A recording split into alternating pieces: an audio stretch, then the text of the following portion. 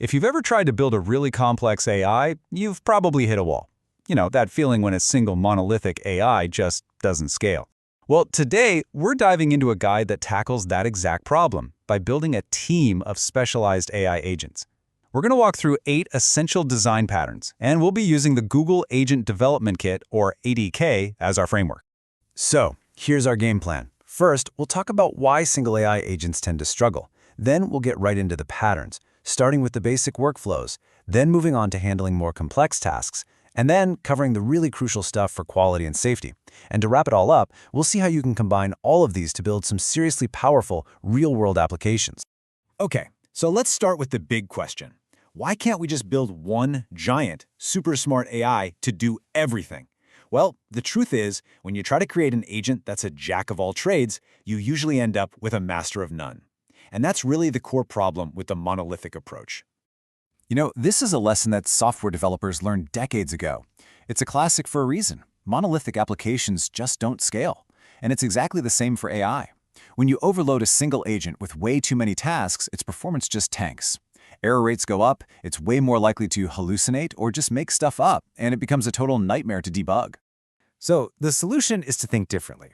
Enter multi-agent systems. The best way to think about this is that it's the AI version of a microservices architecture. So instead of one giant, clunky entity, you build a team of specialists. By giving each agent a very specific job, like being a parser or a critic or a dispatcher, you end up creating systems that are modular, way easier to test, and just fundamentally more reliable. So how do you actually get these specialized agents to work together as a team? Let's start with the foundational patterns. Think of these as the basic building blocks for pretty much any agent workflow you can imagine. First up, we've got the sequential pipeline, which is basically an assembly line. It's the simplest pattern out there.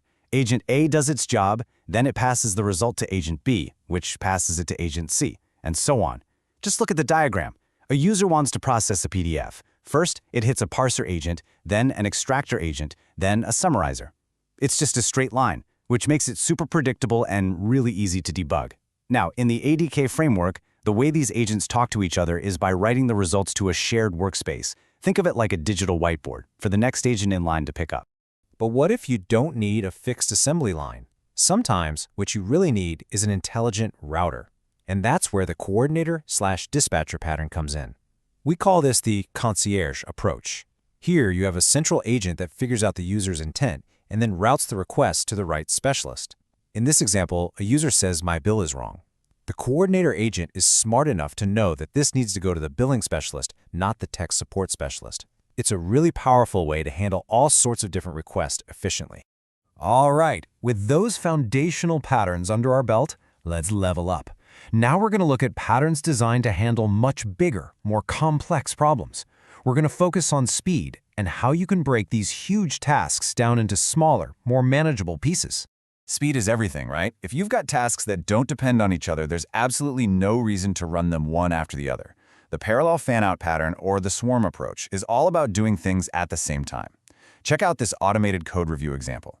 A parallel agent kicks off 3 specialist agents at once: a security auditor, a style enforcer, and a performance analyst. They all review the code simultaneously, and then a final synthesizer agent gathers up all their feedback into one single consolidated comment. This just slashes your latency.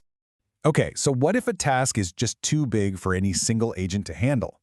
That's where hierarchical decomposition comes in, and you can think of it like those Russian nesting dolls. A high-level agent takes a really complex goal, breaks it into smaller subtasks, and then delegates them. So in this diagram, a top-level report writer agent doesn't do the research itself. Nope, it delegates to a research assistant agent, and that agent in turn uses other agents for things like web searching and summarizing. The really cool takeaway here is that entire teams of agents can be packaged up and used as a single tool by another agent. Building powerful agent systems is one thing, but making them safe and reliable enough for production, that's a whole other ballgame. This next set of patterns is all about adding those critical layers of review, refinement, and of course, human oversight. To make sure you get high-quality output, you always need a second pair of eyes. The generator and critic pattern, we call it the editor's desk, is a formal feedback loop. One agent, the generator, creates something. Then a second agent, the critic, reviews it. In this diagram, a generator creates an SQL query. The critic's only job is to check if it's valid. If it's not, it sends feedback and the generator tries again. If it passes, the loop breaks and the process moves on. It's a simple but really powerful way to enforce quality. Now, what's really interesting here is how this differs from the last pattern. While the critic pattern is all about a simple pass or fail, iterative refinement, or the Sculptor approach, is about making things better, qualitatively. An agent generates a draft, a critique agent gives notes on how to improve it, and then a refiner agent implements those changes. This cycle keeps going for a set number of times or until it hits a certain quality level, just constantly polishing the output. AI is incredibly powerful, but for those high-stakes, can't-be-undone actions, you absolutely need a human. The human-in-the-loop pattern is your safety valve. The system can handle all the routine work, but when it's time to do something big, like say execute a huge financial transaction or deploy code to production, it has to stop and get approval from a human reviewer. As you can see right here, the transaction agent calls an approval tool, which just pauses everything until a person gives the final yes or no. So we've now covered 7 distinct patterns. But the real magic happens when you realize they aren't meant to be used in isolation. Real-world applications are almost never that simple, which brings us to our final and maybe most important pattern. This is the composite, or mix-and-match approach. The truth is, production-grade applications almost always combine multiple patterns into one sophisticated workflow. This diagram here shows a customer support system that needs to provide a detailed, verified answer. Let's actually break down exactly how it uses the patterns we've been talking about. Okay, let's follow the data flow. First, a coordinator agent gets the user's request and routes it. That's our dispatcher pattern. The request then kicks off a technical search, where 2 agents work in parallel, searching docs and user history. That's our parallel fan-out pattern. An aggregator agent then combines their findings.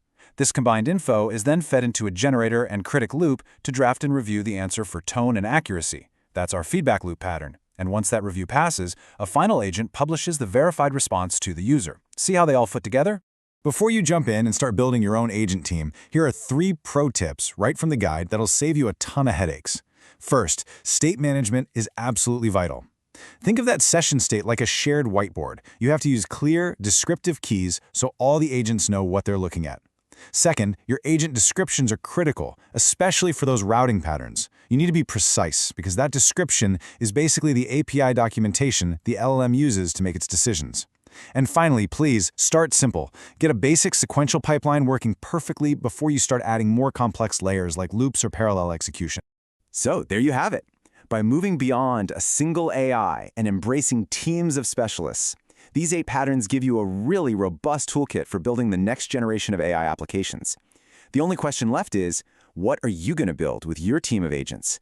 To dive deeper, definitely check out the ADK documentation. Thanks for watching.